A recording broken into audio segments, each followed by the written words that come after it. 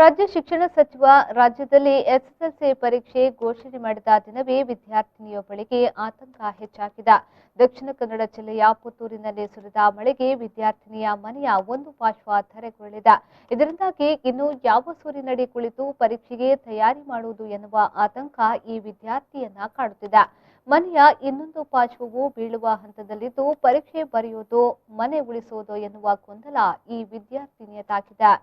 ರಾಜ್ಯದಲ್ಲಿ ಕೊರೋನಾ ಸಂಕಷ್ಟದ ನಡುವೆಯೇ ವಿದ್ಯಾರ್ಥಿಗಳಿಗೆ ಪರೀಕ್ಷೆ ನಡೆಸುವುದು ಅನಿವಾರ್ಯವಾಗಿದೆ. ಈ ಹಿನ್ನೆಲೆಯಲ್ಲಿ ಶಿಕ್ಷಣ ಸಚಿವ ಸುರೇಶ್ ಕುಮಾರ್ ರಾಜ್ಯದಲ್ಲಿ ಜುಲೈ 19ರಿಂದ 22ರ ತನಕ ಎಸ್ಎಸ್ಎಲ್ಸಿ ಪರೀಕ್ಷೆಗಳು ನಡೆಯಲಿದೆ ಎಂದು ದಿನಾಂಕವನ್ನ ಪ್ರಕಟಿಸಿದ್ದಾರೆ. ಆದರೆ ಪರೀಕ್ಷೆ ಬರೆಯುವ ಸಂದರ್ಭದಲ್ಲಿ ದಕ್ಷಿಣ ಕನ್ನಡ ಜಿಲ್ಲೆಯ ಪುತ್ತೂರು ತಾಲೂಕಿನ ಬನ್ನೂರು ಗ್ರಾಮ ಪಂಚಾಯಿತಿ ವ್ಯಾಪ್ತಿಯ ಕುಂಬುರ್ಗ ಎಂಬಲ್ಲಿನ ವಿದ್ಯಾರ್ಥಿಗೆ ಪರೀಕ್ಷೆ ಬರೆಯೋದು ಮನೆ ಉಳಿಸೋದು ಎನ್ನುವ ಗೊಂದಲವಿದೆ. ಪುತ್ತೂರು ಭಾಗದಲ್ಲಿ ಸುರಿದ ಭಾರಿ ಮಳೆಯಿಂದಾಗಿ ವಿದ್ಯಾರ್ಥಿನಿ ದೀಕ್ಷಾ ಮನೆಯ ಒಂದು ಪಾರ್ಶ್ವ ಸಂಪೂರ್ಣ ಕುಸಿದಿದೆ.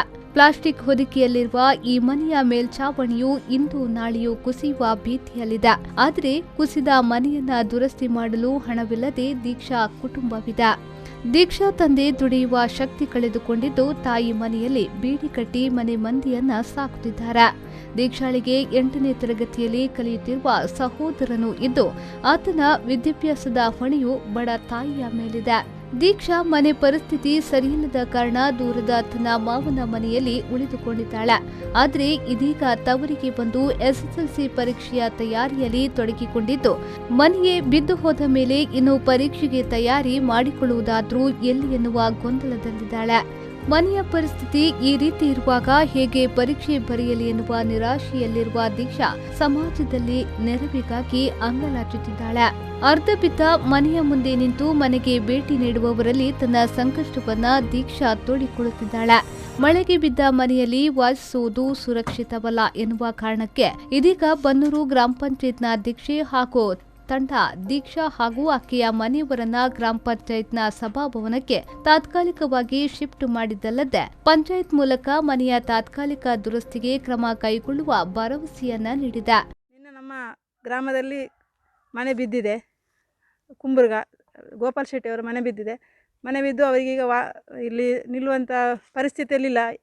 ಹಾಗಾಗಿ ನಾವು ಇದನ್ನೆಲ್ಲ ನಾವು ಪಂಚಾಯತ್ನ ಗಮನಿಸಿ ಇವರನ್ನು ನಮ್ಮ ಪಂಚಾಯತ್ ಹಾಲ್ನಲ್ಲಿ ಮೇಲೆ ಇರಿಸಿಕೊಂಡಿದ್ದೇವೆ. ಈಗ ಅವರಿಗೆ ನಾವು ಪಂಚಾಯತಿಂದ ವ್ಯವಸ್ಥೆ ಮಾಡ್ತಾ ಇದ್ದೇವೆ.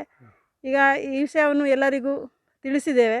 ಈಗ ಎಲ್ಲರೂ ಕೂಡ ಬಂದು ನಮ್ಮ ಇವರ ಮನೆಗೆ ಸ್ಪಂದಿಸ್ತಾ ಇದ್ದಾರೆ. ಇವರ ಕಷ್ಟಕ್ಕೆ ಇವರೊಂದು ಮನೆ ಅತಿ ವೇಗವಾಗಿ ಆಗಲಿ ಅಂತ ನನ್ನ ಹಾರೈಕೆ.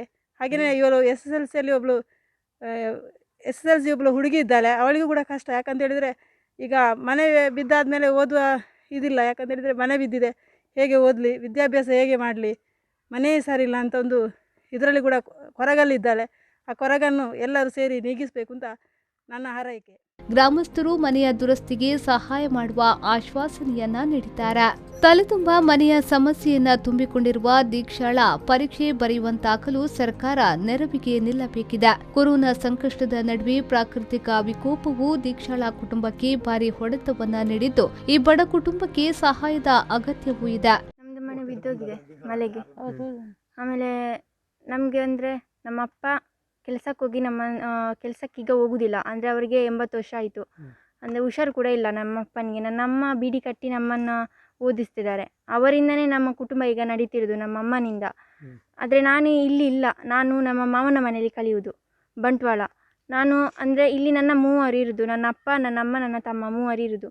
ಹಾಗಾಗಿ ನನಗೆ ಇಲ್ಲಿ ಇವರನ್ನು ಬಿಟ್ಟೋಗ್ಲಿಕ್ಕೆ ಕೂಡ ತುಂಬ ಬೇಜಾರಾಗ್ತಿದೆ. ಈ ಪರಿಸ್ಥಿತಿಯಲ್ಲಿ ಇವರನ್ನು ಹೇಗೆ ಬಿಟ್ಟೋಗುವುದು ಅಂತ ಕೂಡ ನನಗೆ ಗೊತ್ತಾಗ್ತಿಲ್ಲ. ನಾನೀಗ 10ನೇ ಕ್ಲಾಸ್. ಇವಾಗ ನಾನು ಇಲ್ಲಿ ಕಲೀಲಿಕ್ಕೆ ಅಂತ ಕಲಿತಿದ್ದೀನಿ. ಆದರೆ ಇವಾಗ ಮನೆ ಬಿದ್ದು ಈ ಮನೆಯಲ್ಲಿ ಹೇಗೆ ಕಲಿಯೋದು ಅಂತ ಗೊತ್ತಾಗ್ತಿಲ್ಲ. ಕರೆಂಟು ಕೂಡ ಇಲ್ಲ. ಮತ್ತು ನಾನಿವಾಗ ನನ್ನ ಅನುಪಸ್ಥಿತಿಯಲ್ಲಿ ನಾನೀಗ ಮಾವನ ಮನೆಯಲ್ಲಿ ಕಲೀಲಿಕ್ಕೆ ಹೋಗ್ತಿದ್ದೀನಿ. ಅಂದರೆ ಇಲ್ಲಿ ಕಲೀಲಿಕ್ಕಾಗಲ್ಲ, ಮನೆ ಎಲ್ಲ ಸರಿ ಇಲ್ಲ. ಹಾಗಾಗಿ ನಾನು ಮಾವನ ಮನೆಯಲ್ಲಿ ಕಲಿತಿದ್ದೀನಿ. ಎಕ್ಸಾಮು 19ಕ್ಕೆ ಅಂತ ಆಗಿದೆ. ಆದರೆ ನನಗೀಗ ನಾನು ಏನು ಪ್ರಿಪೇರ್ ಆಗಲಿಲ್ಲ ಎಕ್ಸಾಮ್ಗೆ. ಅಂದರೆ ಈ ಪರಿಸ್ಥಿತಿಯಲ್ಲಿ ನನಗೆ ಪ್ರಿಪೇರ್ ಕೂಡ ಆಗಲಿಕ್ಕೆ ಆಗಲಿಲ್ಲ ಎಕ್ಸಾಮ್ಗೆ. ಸಹಾಯ ಮಾಡಲು ಇಚ್ಛಿಸುವ ದಾನಿಗಳು ಖಾತೆದಾರನ ಹೆಸರು Vikas Shetty, bank of Baroda, Puttur main, ಖಾತೆ ಸಂಖ್ಯೆ 83740100012736, IFSC code BARBO, bank of Baroda. ಇದಕ್ಕೆ ಸಹಾಯಧನವನ್ನ ನೀಡಿ ಬಡ ವಿದ್ಯಾರ್ಥಿನಿಯ ಬಾಳಿನಲ್ಲಿ ಹೊಸ ಬೆಳಕನ್ನ ಮೂಡಿಸಲು ನೆರವಾಗಬೇಕಿದೆ.